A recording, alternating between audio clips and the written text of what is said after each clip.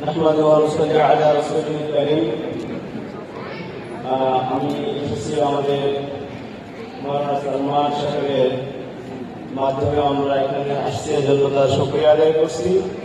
আজকে যিনি প্রধান অতিথি এবং সভাপতিত্ব করতেছেন, আমাদের অন্য অন্য যারা উপদেষ্টারা রয়েছেন সকলকে আন্তরিকভাবে শুকরিয়া আদায় করতেছি।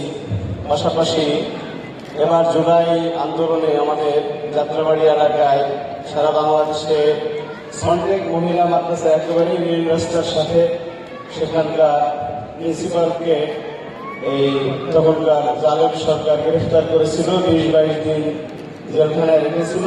তিনি পালানোর পরে আবার মুক্তি পেয়েছেন। এই জন্য আমি মনে করি তিনি একটা বাংলাদেশের সবচেয়ে বড় মহিলা মাদ্রাসার পরিচালক। 3000-এর মতো আমাদের ছাত্রী সংখ্যা রয়েছে। তাকে আপনাদের পক্ষ থেকে জাতীয়ভাবে পরবর্তী কোনো প্রোগ্রামে পুরস্কৃত করবেন।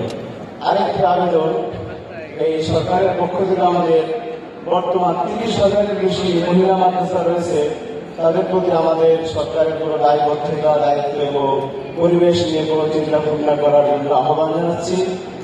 আর মহিলা মাদ্রাসায় যেভাবে আমাদের সংকট রয়েছে, পরিবেশগত দিক দিয়ে তিনগুলি অসহায়রা পড়ালেখা করে তাদের খাদ্য খাওয়ার বিভিন্ন সমস্যার পাশাপাশি নৈতিকতার দিক দিয়ে আমি মনে করি তারা এখন অনেক উপরে রয়েছে। অতএব বাংলাদেশের বিভিন্ন মহিলা স্কুল এবং মহিলা কলেজে বিশেষ করে ধর্মশিক্ষিকা হিসেবে মহিলারা যারা পারেনি তাদেরকে যদি নিয়োগ দেওয়া হয়, তাহলে আমার মনে হয় নৈতিকভাবে আমরা আরো উন্নত হতে পারবো। এই বলে আমি আমার বক্তব্য শেষ করছি।